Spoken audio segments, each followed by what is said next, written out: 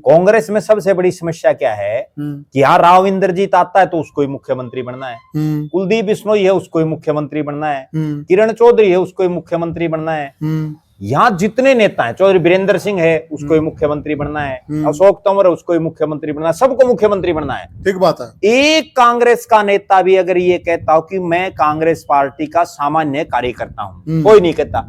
और जैसे ये बीजेपी में जाते हैं तो ये कहते हैं कि हम तो सामान्य कार्यकर्ता हैं, पार्टी जो कहेगी वो हम तैयार हैं। बिल्कुल। 80 में कभी पिछले कई दिनों से एक जयचंद को लेकर के बड़ी मामला चल रहा है कांग्रेस। हाँ बिल्कुल। और उसमें एक कुमारी शैलजा का समर्थक एक नेता ये कह रहा है कि 80 में कुमारी शैलजा के पास 40,000 वोट हैं। 40,000 वो बार बार दावा कर रहे हैं। और मैं ये कहता हूं कि कुमारी शैलजा अगर 80 हल्के के जितने गांव है ना, उनमें 10 गांव के नाम भी बता दे, 40,000 वोट तो दूर की बात है, वो 10 गांव के नाम तक भी बता दे तो भी बहुत बड़ी बात है। ठीक बात है। और दूसरी बात, जो नेता ये कह रहा है कि 40,000 वोट कुमारी शैलजा पे हैं, उनको ये कहना बताना चाहिए कि कुमारी शैलजा आज तक की बता रहा हूं मैं, 80 हल्के के कितने गांव में गई है, गांव में गई है। तो कांग्रेस पार्टी को तो जो है कुमारी शैलजा को बहुत बड़ी कमान देनी चाहिए।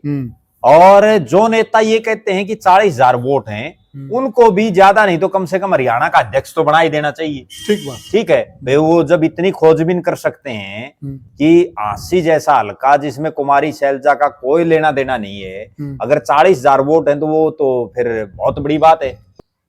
साथियों, कांग्रेस की हार का जो सिलसिला है वह थमने का नाम नहीं ले रहा। लोकसभा में कांग्रेस की हार होती है, हरियाणा विधानसभा में कांग्रेस की हार होती है, महाराष्ट्र में कांग्रेस की हार होती है, दिल्ली में कांग्रेस की हार होती है। और अगर मैं ये लिस्ट बनाने लग जाऊं तो बहुत लंबी लिस्ट बन जाएगी।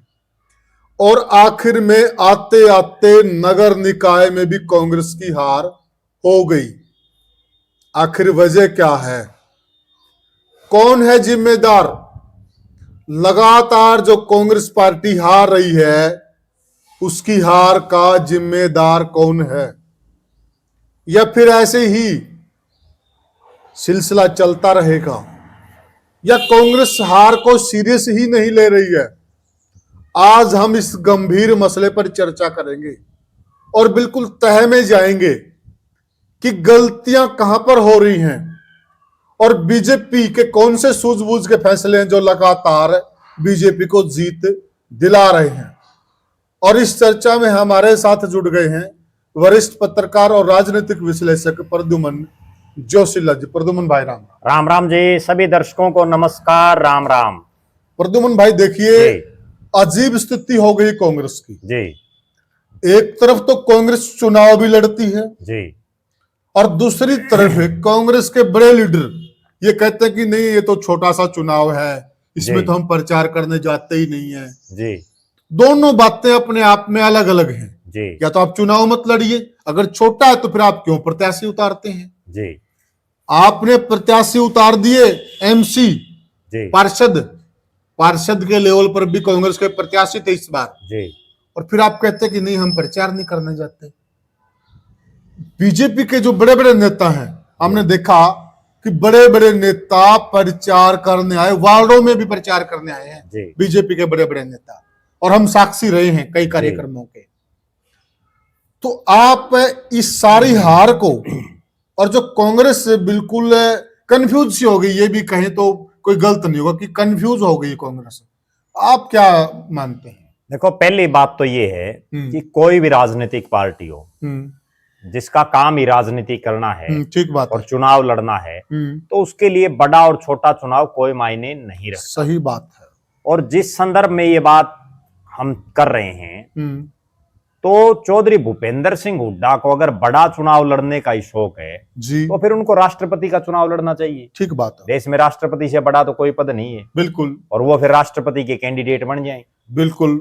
अगर कांग्रेस उनको बना देती है तो ठीक है, नहीं बनाती तो इतना तो जुगाड़ हुड्डा साहब ने भी कर रखा होगा जी, जितने % जो विधायक और सांसदों का अनुमोदन चाहिए जी, वो अपना वो करके और राष्ट्रपति का चुनाव लड़ने जी।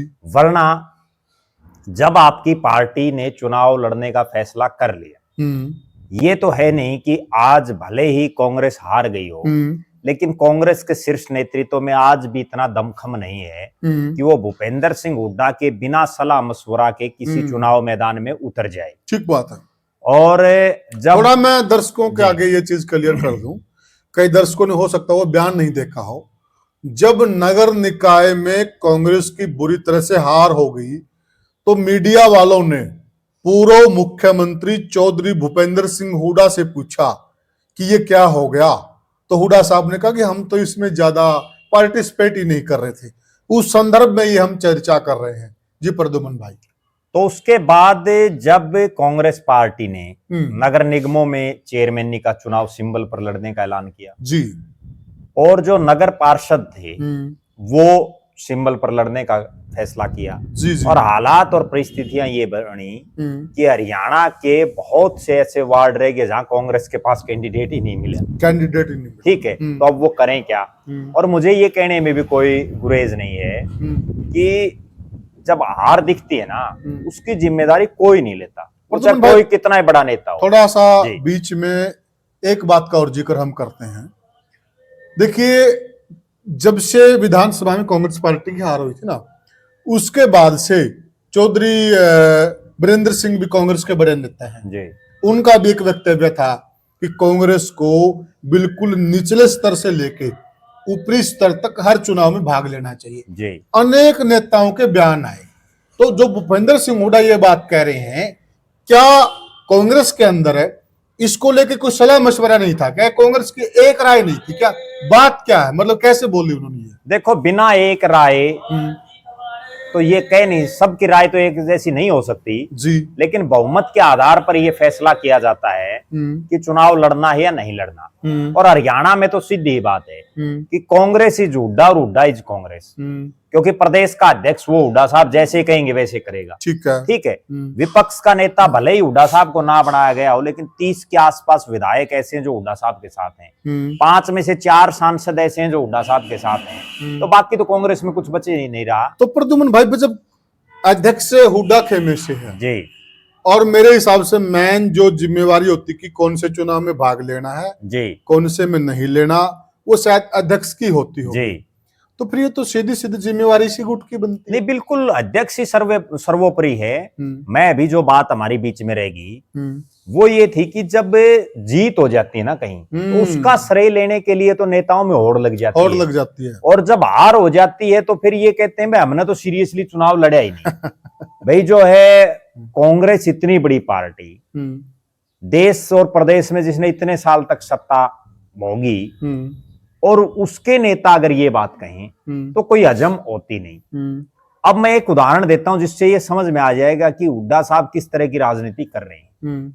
वो एक तरफ तो ये कह रहे हैं कि भाई हमने सीरियसली कहीं चुनाव लड़ा नहीं, ठीक है। दूसरी तरफ कल की ही ये घटना है, पूरे हिसार नगर निगम में 20 वार्ड है जिसमें मेयर का चुनाव कांग्रेस बुरी तरह से हारी।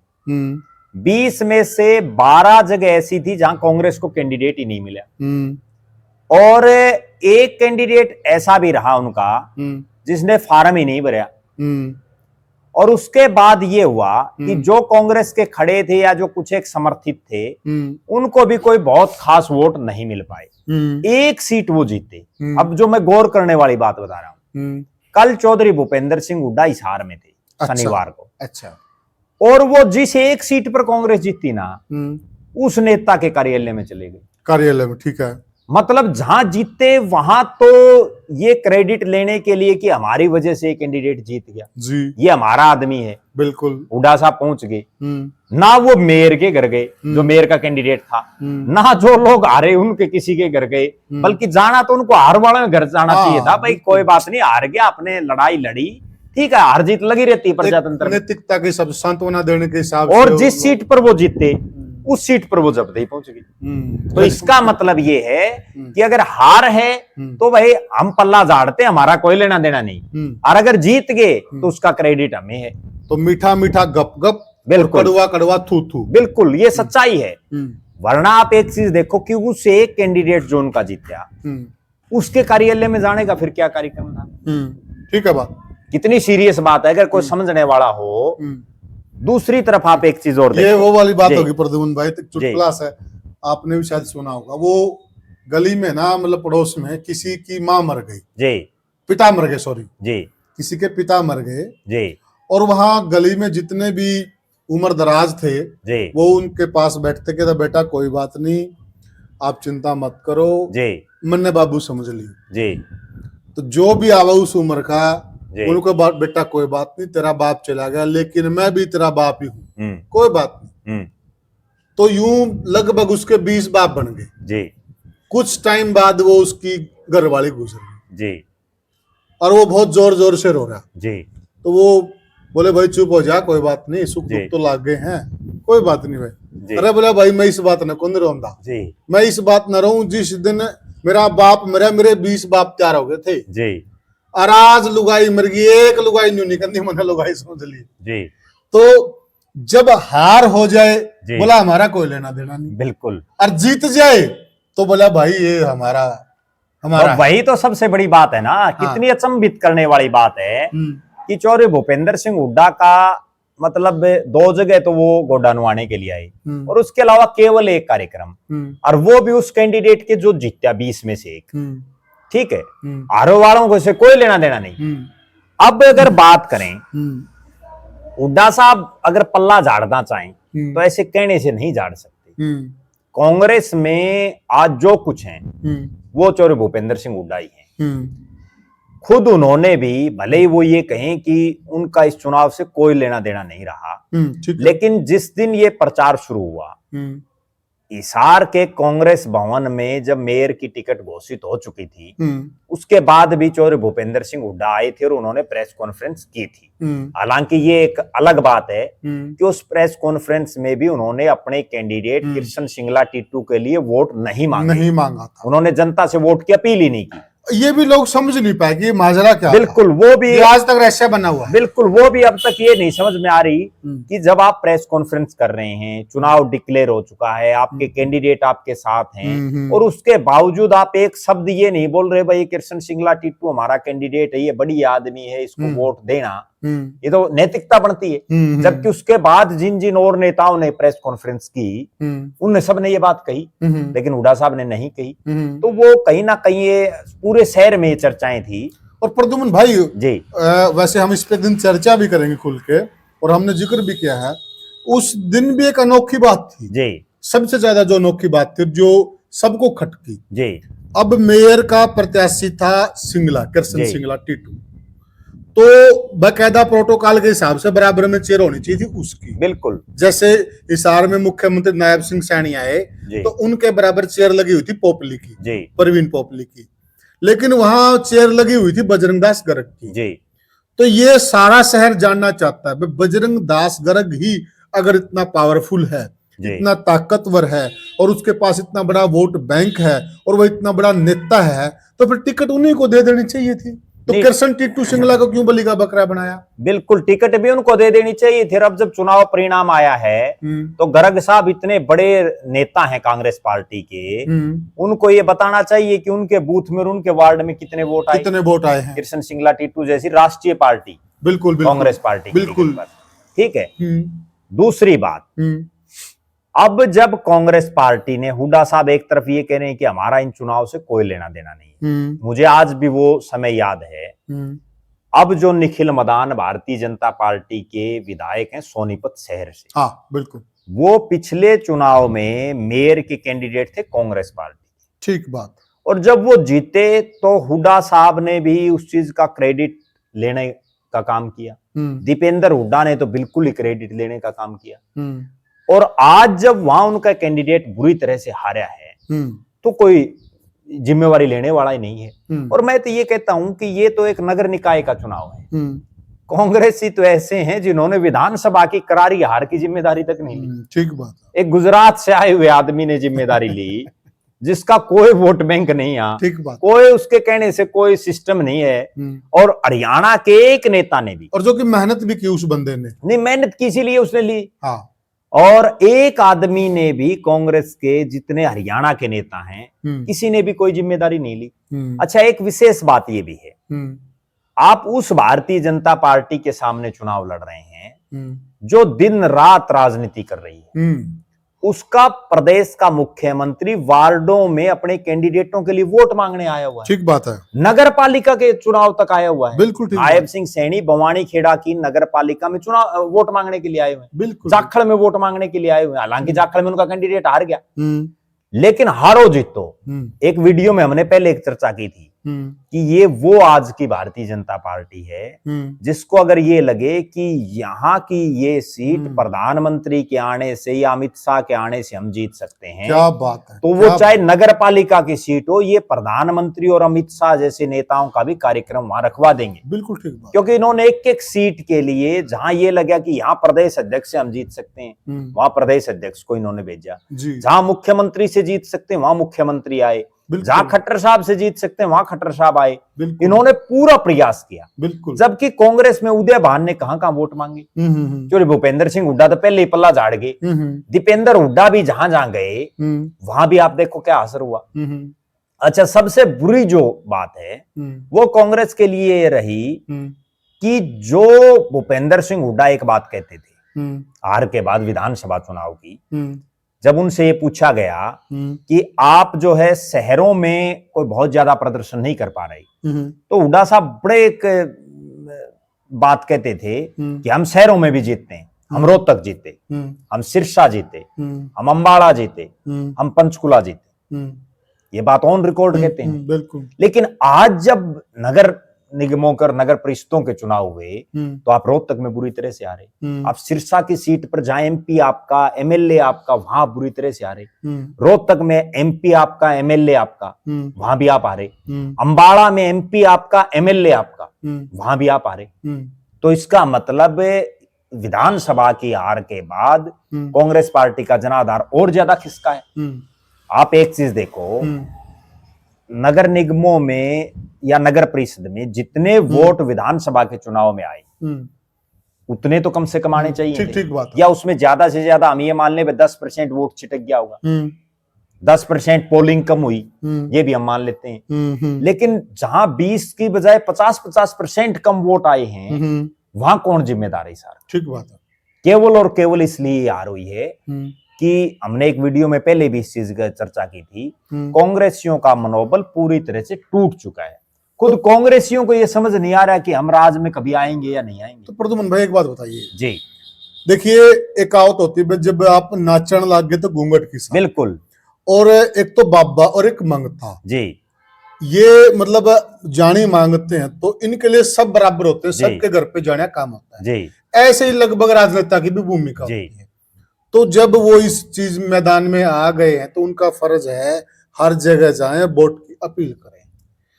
तो एक बात बताइए, आप मनोबल कैसे बढ़ेगा कांग्रेसी कार्यकर्ता का? आप चुनाव भी लड़ रहे हो जी और आप वोट मांगने नहीं जा रहे हो, तो मनोबल बढ़ेगा कैसे? वो तो इन्होंने ये काम कर दिया कि थापी मार के वो मैदान में, जैसे कई बार ये होता ना, सामने कोई मजबूत पहलवान हो और उससे खुद लड़ने की तो हिम्मत ना हो और किसी को जो है चढ़ा दे, हाँ भाई तू कर दिए कार्रवाई, उसको मैदान में ले आई और उसके बाद पीछे हट गई। तो प्रद्युमन भाई एक नुकसान और नहीं हो रहा कांग्रेस को, जो लगातार कांग्रेस की हार पे हार होती जा रही है जी। तो जिन लोगों को कांग्रेस में आना था जी, जो उम्मीद लगा के बैठे थे, वोट बैंक को भी आना था, कुछ लोग पार्टियों में हैं और कुछ नेता टाइप लोग के हैं, वो उन्होंने कांग्रेस ज्वाइन करनी थी, तो अब वो लोग आते हुए कई बार नहीं सोचेंगे क्या? नहीं आते हुए क्या, अब तो हर रोज मेरे पास तो इतने फोन आ रहे हैं लोगों के, कांग्रेस वालों के, वो तो कांग्रेस जो छोड़ने की सोच रहे हैं। और हमने एक दिन पहले भी एक बात कही थी कि अगर भारतीय जनता पार्टी अपनी एंट्री खोल देना तो कांग्रेस में तो भगदड़ मच जाएगी। कांग्रेस वाले तो तैयार बैठे हैं, ये बचे ही ना शायद है, बिल्कुल तैयार बैठे हैं जाने के लिए, क्योंकि उन्होंने देख लिया भाई नेता कोई सीरियस ले नहीं रहा पूरे चुनाव प्रचार में। आप एक चीज देखो, कुमारी शैलजा ने कितनी सीटों पर किया प्रचार, वो प्रद्युमन भाई उसी बात पे। अच्छा, मैं एक चीज और बीच में बड़ी महत्वपूर्ण है, वो बोलिए। बीजेपी और कांग्रेस में जो सबसे बड़ा डिफरेंस है, भारत, मुझे आज भी वो समय याद है, आज तो ठीक है 2014 है, राज आ चुका है 14 के बाद, लेकिन बीजेपी वालों का जब कुछ भी नहीं था ना, तो भी ये इन्होंने अगर घोषणा कर दी कि हम चुनाव चिन्ह पर लड़ेंगे और इनके पास प्रत्याशी तक नहीं थे। मुझे आज भी वो दौर याद है जब इनके पास कैंडिडेट नहीं थे, 14 की सरकार बनने के बाद भी कैंडिडेट नहीं थे, कैंडिडेट नहीं थे, और इन्होंने जिला परिषद का चुनाव लड़ने की घोषणा कर दी। जिला परिषद का चुनाव चिन्ह पर लड़ने की घोषणा कर दी। जी जी। और कई जगह इनको कैंडिडेट ही नहीं मिले बीजेपी वालों बिल्कुल को। बिल्कुल बिल्कुल। लेकिन इन्होंने फिर भी हार नहीं मानी, इन्होंने पूरा जोर लगाया। ठीक है, इनका कोई पार्षद बना ना बना वो भी एक सेकेंडरी चीज है, लेकिन ये मैदान में अगर डटते हैं तो बड़ी मजबूती से लड़ते हैं। जबकि कांग्रेस वाले तो पहले ही मैदान छोड़ जाते हैं, तो उससे फिर कैसे बात बनेगी। ये है सबसे बड़ा डिफरेंस। प्रद्युमन भाई, मुझे एक वाकया याद है, शायद ये 98-99 का इलेक्शन होगा जी। किशन सिंह सांगवान चुनाव लड़ रहे थे सोनीपत से, सोनीपत लोकसभा से जी। और वहां पर रैली रखी गई थी जी। अडवाणी जी शायद उसमें मुख्य वक्ता थे। हमारे गांव से 2 गाड़ियां आई हुई थी जी। 2 गाड़ियां भेजे, रैली में भेज देते हैं बिल्कुल सज धज के, झंडा लग के, सजा सके तो भेजते हैं ये जी। इसमें तो कोई दो राय नहीं। तो वहां गिनती के आदमी थे उन गाड़ियों में जी। लेकिन जितने भी आदमी थे ना जी, उनका हौसला देखें, जिस प्रकार से वो नारे लगाते हुए जा रहे थे जी, तो उससे जज्बा और जोश साफ पता चलता था। जिस वक्त इन लोगों का माड़ा वक्त था ना जी, उस वक्त भी ये लोग हौसले में रहते थे। और कांग्रेस के तो 39% वोट आ रहे हैं विधानसभा चुनाव में। प्रद्युमन भाई, कमजोर नहीं है कांग्रेस, है ये तो बना रहे हैं कांग्रेस को कमजोर। सबसे बड़ी बात तो ये है कि कांग्रेस का राह जाए हुए 10.5 साल हुए हैं। हाँ ठीक है। हाँ। भारतीय जनता पार्टी ने तो हरियाणा में टोटल आज तक 10.5 साल ही राज किया है। ठीक है, ठीक बात। वरना तो यहाँ कांग्रेस और या फिर चौटाला फैमिली, बिल्कुल, और तो किसी का कोई सिस्टम ही नहीं था। बिल्कुल ठीक है। अगर आप इसका रिवर्स करके देखो कि अगर ये कांग्रेस वाले बीजेपी वालों में से के होते तो इनकी क्या हालात होती। ठीक बात है। बीजेपी में तो वो लोग हैं जिन्होंने कभी ये कल्पना ही नहीं की थी कि हमारा भी राज आएगा। ऐसे ऐसे लोग हैं, वो सिर्फ केवल राष्ट्रवाद के नाम पर, राम मंदिर के नाम पर, धारा 370 के नाम पर, हिंदुत्व के नाम पर, ये जो कुछ एक मुद्दे थे, इनको लेकर के जो है बीजेपी का झंडा उन लोगों ने उठाया था। और उन्होंने तो कभी ये कल्पना तक नहीं की थी कि हमारा भी राज आएगा क्या। बिल्कुल। और आज उनका राज केवल और केवल इसलिए आ गया। मैं एक बात जरूर कहता हूं राजनीति में कि राजनीति आदमी को घर नहीं बैठना चाहिए, निरंतरता बनाए रखनी चाहिए। जब तक वो निरंतरता उसमें नहीं रहेगी तब तक वो कामयाब नहीं हो सकता। आप आ रहे हैं, जीते, आप एक चीज देखो, भारतीय जनता पार्टी को पहले से इन चीजों का आभास जब हमें है या पूरे देश को है कि भाई पश्चिम बंगाल में इनकी सरकार नहीं आएगी, सबको आभास था। उसके बावजूद आप ये देखो कि कितना दमखम लगा करके इन्होंने चुनाव लड़ा। क्या बात है। ठीक है, दक्षिण भारत में इनको ये पता है कि भाई कर्नाटक के अलावा अभी आपका कहीं कोई सिस्टम नहीं बढ़ पा रहा, लेकिन उसके बावजूद तमिलनाडु जैसे राज्य में जहां इनको ये लग रहा है कि हमारा कुछ भी नहीं हो सकता, बिल्कुल बिल्कुल, और वहां भी जो है ये पूरे दमखम के साथ चुनाव लड़ रहे हैं। उड़ीसा में इसलिए दूसरी तरफ आप एक चीज देखो, कांग्रेस उस उत्तर प्रदेश में जो सोनिया गांधी, राहुल गांधी सब वहीं से आ रहे हैं, क्या बात, उसमें तक सीरियस चुनाव नहीं लड़ रही। बिल्कुल, बहुत उनको ये दिमाग में हो रहा है भाई हमारा कोई जीतना तो है नहीं, तो क्यों लड़े भाई। अब दिल्ली में जब उनकी लगातार 0 बन रही है, कहीं कोई सीरियस चुनाव थोड़ी लड़ रही है कांग्रेस से। और जब तक वो सीरियसनेस, वो धीरे धीरे, जो हम एक बात कहते हैं बिहार, उत्तर प्रदेश, पश्चिम बंगाल, दिल्ली में जो हालात कांग्रेस की है, गुजरात में जो हालात है, वही अगर ये यूं रहा अगले चुनाव में हरियाणा में हो जाएगी। प्रद्युमन भाई, उड़ीसा में जो इनकी सरकार आई है ना जी, केवल और केवल इसी फार्मूले से है, जो इनका जो हौसला रहता है, इनकी जो कार्यशैली खेली रहती है जी, जिस प्रकार से ये कार्यकर्ताओं में हौसला अफजाई करते हैं, बूस्टअप करते हैं, ये ऊर्जा का संचार करते हैं। उड़ीसा उसका जीता जागता उदाहरण। उड़ीसा में कब थे? कभी नहीं थे, बिल्कुल, कभी राज्य में रहे नहीं। ये बीजेपी वाले तो आते ही वहां है जहां इनका कुछ नहीं है। हाँ, कुछ भी नहीं है। क्यों आते हैं वहां? क्योंकि ये वहां संघर्ष करते हैं। अब हरियाणा में इनका क्या था? कुछ भी तो नहीं था इनका। ये तो केवल चौधरी बंसीलाल या चौधरी देवीलाल के साथ लग करके सत्ता में हिस्सेदार बनते थे कभी कभार। बिल्कुल बिल्कुल, ठीक है। तारीफ के योग्य तो है प्रद्युमन भाई, तारीफ के योग्य तो कार्यशैली है ना, देखो, तारीफ के योग्य। इनकी 2-3 चीजें हैं राजनीति में, 2-3 चीजें बड़ी महत्वपूर्ण है। एक मैनेजमेंट, उसमें इनका कोई सानी नहीं है। बिल्कुल। मार्केटिंग, उसमें इनका कोई सानी नहीं है। निरंतरता, ये तो मतलब अगर कोई प्रोग्राम ना हो तो भी अपनी मीटिंग बुला लेते हैं, बैठक पर बैठक। और जितना एक और प्रद्युमन भाई, जो इनके ना शब्दावली है ना, जो जी, बैठक, टोली, प्रवास क्या बात है प्रद्युमन भाई। ये बिल्कुल जमीन से ऐसे जुड़ते हुए जाते हैं ये बंदे, है ना। नहीं, उन्हीं चीजों का डिफरेंस है जिसकी वजह से जो है ये फर्क है। हाँ। दूसरी तरफ आपको एक चीज और मैं बताऊं, भारतीय जनता पार्टी में एक चीज और है कि यहाँ जो बड़े नेता है ना, या तो उनके नारे लगते हैं या भारत माता के नारे लगते हैं या शुरुआत ये भारत माता से करते हैं। जबकि मैं एक बड़ी अचंभित करने वाली बात बताऊं, कल की ही किसी ने मेरे पास व्हाट्सएप पर भेज रखा। जब हिसार में चौधरी भूपेंद्र सिंह हुड्डा के जिस कार्यक्रम का हम जिक्र कर रहे, उसमें उन्होंने लिख रखा कि आज इतने बजे चौधरी भूपेंद्र सिंह हुड्डा आएंगे और उनके साथ जयप्रकाश जेपी, और फिर लिख रखा एक वो आदमी जो खुद का चुनाव कांग्रेस की इतनी आंधी में बुरी तरह से हार गया, और उसके आगे लिख रखा कि जन नायक श्री फलाना सिंह भी मौजूद रहेंगे। मतलब समझ में नहीं आ रहा है। और एक प्रद्युम्न भाई, उसमें मीटिंग लिख रखा होगा। हाँ, मीटिंग, ये देखिए एक आप अंतर समझिए, मीटिंग का मतलब भी वही है और बैठक का मतलब भी वही है, लेकिन बैठक जो शब्द है ना, वो हमारी संस्कृति से मेल खाता है। बीजेपी इन बारीकियों पर काम करती है, बिल्कुल, और मीटिंग में कहीं न कहीं अंग्रेजी राज झलकता है।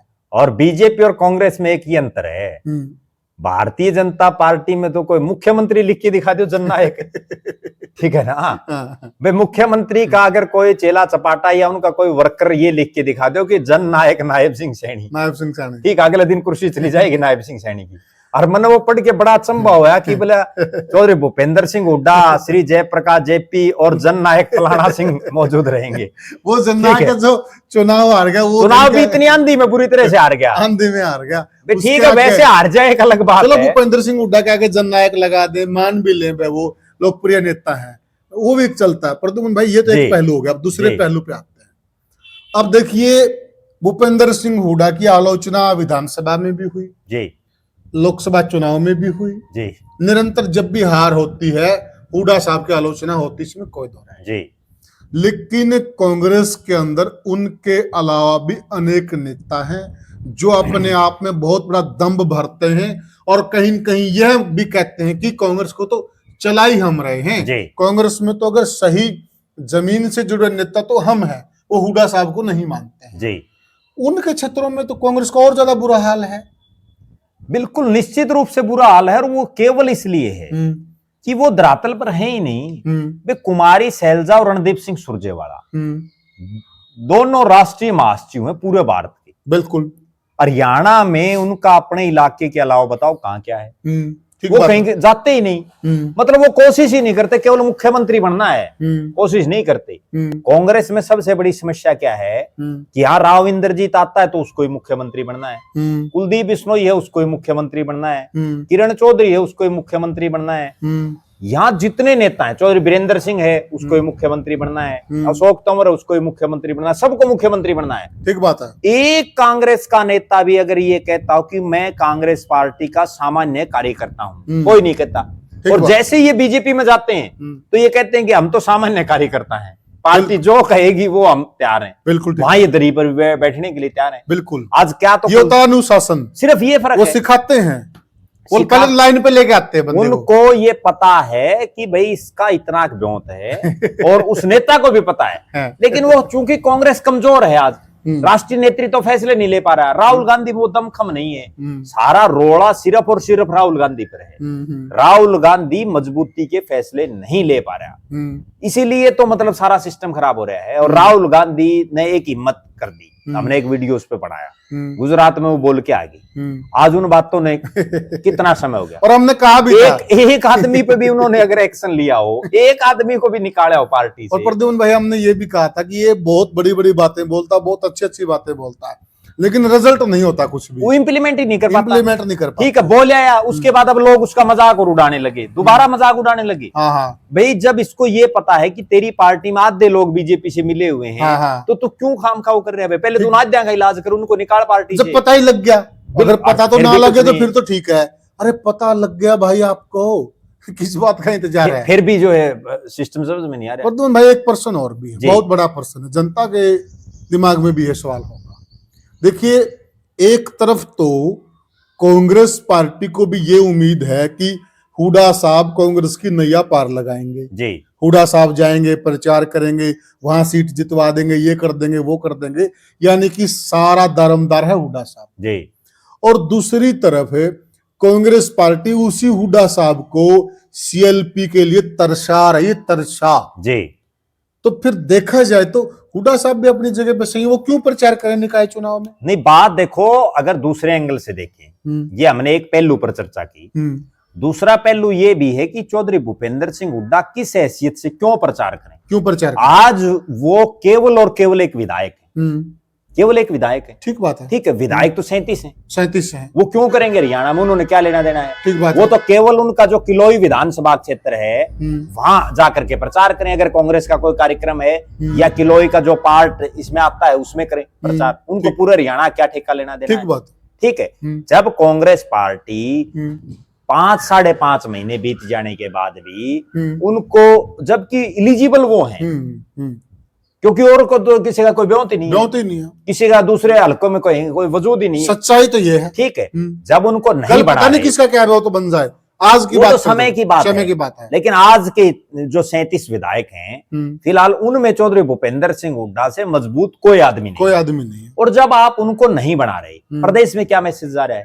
पूरे प्रदेश में एक मैसेज, हमारे पास भी सारा दिन फोन आते हैं, लोग कमेंट भी सारा दिन करते हैं कि भाई हुड्डा का दौर जा लिया, अब कांग्रेस में हुड्डा को कोई नहीं पूछता। ठीक बात है, कहते हैं ना, बिल्कुल। जब सारा हरियाणा किलकी मारे, तो क्या हुड्डा साहब को इस बात का एहसास नहीं है उनको कि जो है कांग्रेस वाले आपके साथ माड़ी कर रहे हैं? बिल्कुल। तो वो किस मुंह से वोट मांगेगा? बिल्कुल। और दूसरी बात, जनता भी उनको किस मुंह से वोट देगी? ठीक बात है। वो कांग्रेस के ना तो प्रदेश के अध्यक्ष तो उदयमान है ऑफिशियली, बिल्कुल, ठीक है, ना वो नेता प्रतिपक्ष, बिल्कुल, ना पार्टी में किसी पद पर, उससे बड़े पदों पर तो शैलजा और रणदीप सुरजेवाला राष्ट्रीय महासचिव है, ज्यादा जिम्मेवारी उनकी जिम्मेदारी है आज के दिन। तो आज के दिन अगर हरियाणा में किन्हीं की जिम्मेदारी है तो या तो उदयमान की है और या फिर जो है शैलजा और रणदीप सुरजेवाला की है, वो कहीं कोई दिख नहीं रहा।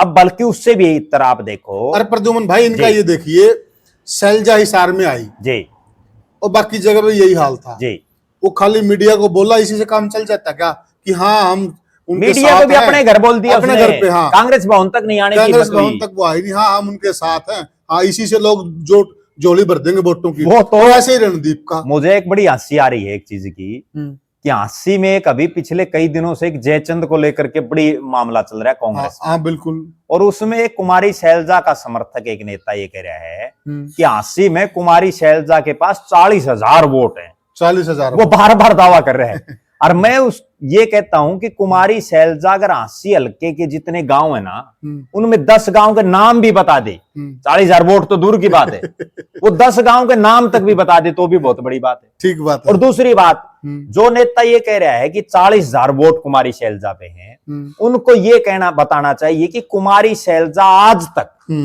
तक की बता रहा हूं मैं, 80 हल्के के कितने गांव में गई है, गांव में गई है, पूरा आज तक का उनका राजनीतिक कैरियर। ठीक बात, ठीक है ना। 80 में तो ऐसे ऐसे गांव हैं जिनका एक कैंडिडेट चुनाव लड़ रहा था 80 से। आपको बड़ी गजब बात बताता हूं ये भी, और दर्शक भी इस चीज को जब सुनेंगे तो वो भी अंदाजा लगाएंगे कि कई बार टिकट गलत देने का ये परिणाम होता है।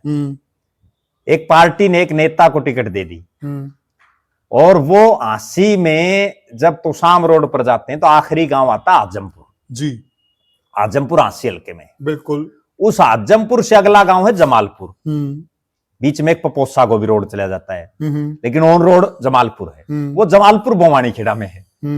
तो जब विधानसभा के चुनाव चल रहे थे तो उस नेताजी को ये समझ में आ नहीं भाई कहां तक हल्का है, क्योंकि वो टिकट तो मांगे नहीं था, बेचारा धक्कत दे दी, बिल्कुल।